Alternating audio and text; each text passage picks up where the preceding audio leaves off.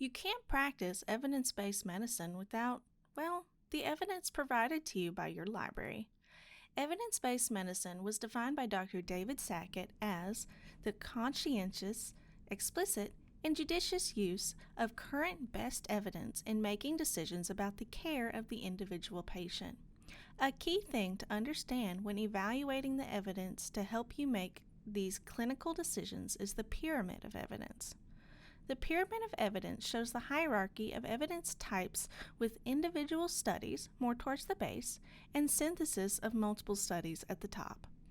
When practicing evidence-based medicine, evidence towards the top of the pyramid will be your strongest, most proven answer to a given clinical question.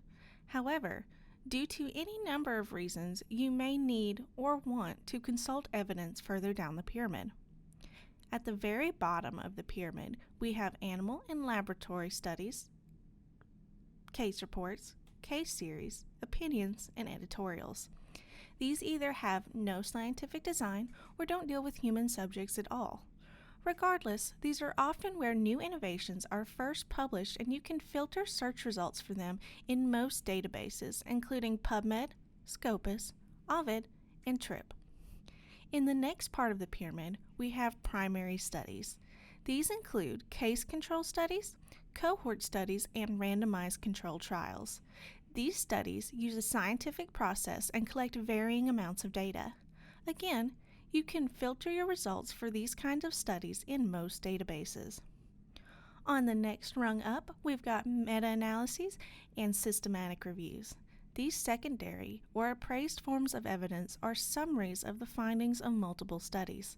They can also be found by filtering results in major databases, while the Cochrane Library database provides access exclusively to top-tier Cochrane reviews. On the very top of the pyramid, we've got clinical practice guidelines. These guidelines contain such thoroughly proven information that they've been used to create these best practices. You can find clinical practice guidelines in point-of-care tools such as UpToDate or by searching and filtering in major databases. Happy researching!